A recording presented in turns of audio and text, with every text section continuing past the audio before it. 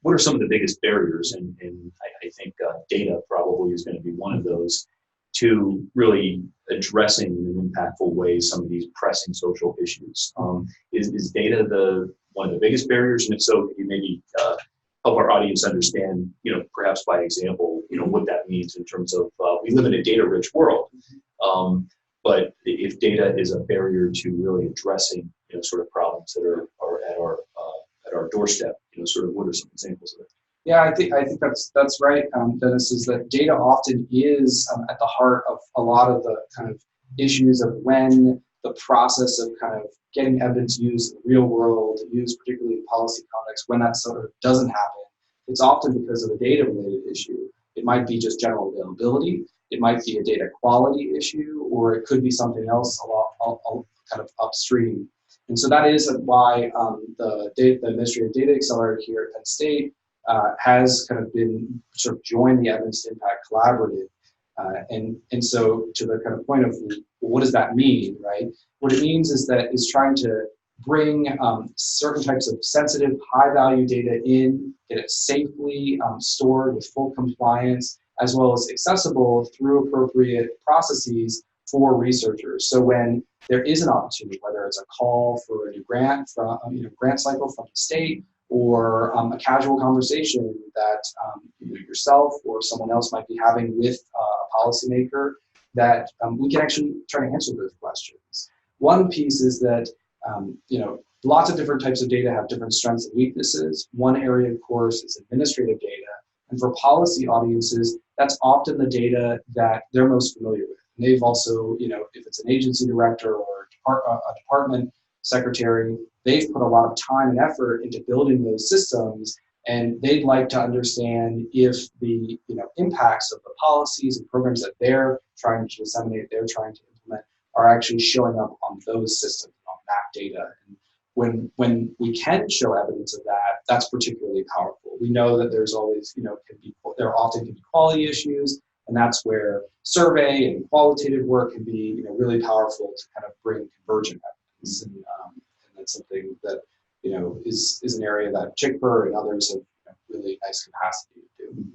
So as a researcher and maybe thinking a little bit about this opioid issue as an example, to help clarify this for the audience, it seems to me that, there's data that are held in silos that are possible to link by individual recipient of a social service program, a claimant from an insurance program, or maybe even someone who's found themselves involved in the criminal justice system.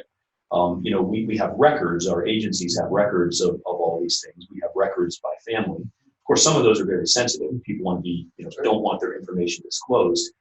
But what we find is that we oftentimes don't know, for example, the impact that one program might have on another.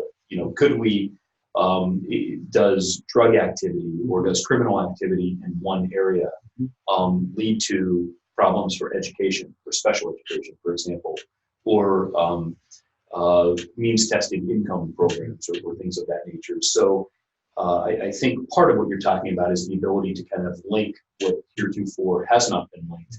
But there's a lot of concerns about privacy with that, right? Yeah. And sensitivity. So how do you, do that in a way that the general public and agency directors feel confident and comfortable that the data won't be disclosed? It's a major concern and one that we take really seriously. And we're very fortunate here at Penn State to have researchers who not only take privacy and security issues really seriously as well, but are some of the leaders in the country in trying to understand and study these issues, differential privacy, underlying security concerns, and the evolving nature of privacy even in our society. So I think that that's been a huge asset. Our partners in IST, in particular our Information Science Technology College in particular, have been just tremendous partners on that front. To that effect, we actually have recognized, because of the extent and success we've had through a number of projects at bringing sensitive data in, protecting it, learning about that process, and as Dennis, as you mentioned, linking it, so linking data from different areas that we might not normally touch, right? So really bring that interdisciplinarity to bear, whether it's education and labor or corrections, and health, or even multiple domains coming together at the same time, we actually feel like we've learned some important lessons. And to that effect, through the Provost Strategic Initiative Award, we've actually just recently received a new award that is allowing us to kind of understand how we can raise Penn State's leadership nationally and internationally around the principles and ethical use of kind of highly sensitive health and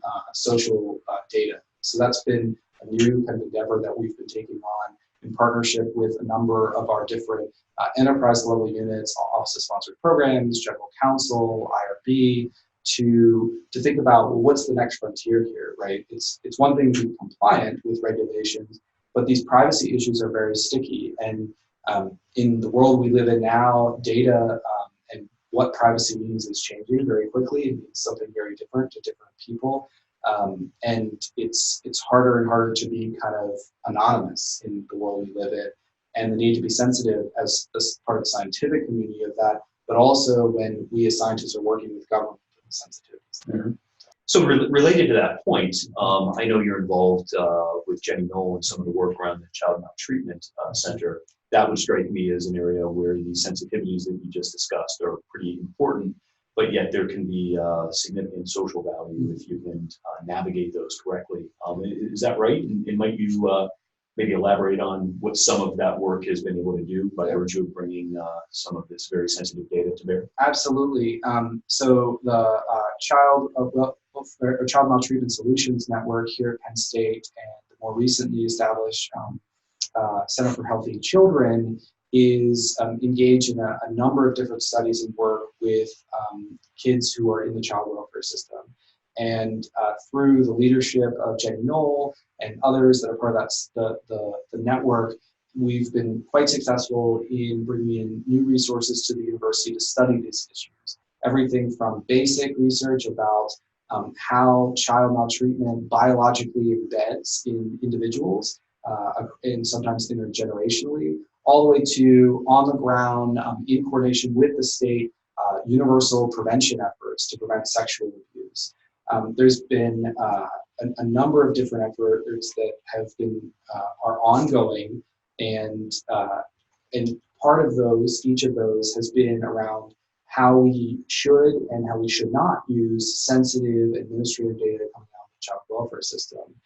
This is something that we've, of course, worked closely not only with the states, but here in Pennsylvania with the county authority-operated child welfare system. We work closely with the counties to understand what are the needs of their local populations and what are the questions that need to be answered. And that's what drives how that data gets used. And it's really important because we are not, of course, owners of this data. We are merely kind of researchers who are coming in to try to answer some of these questions.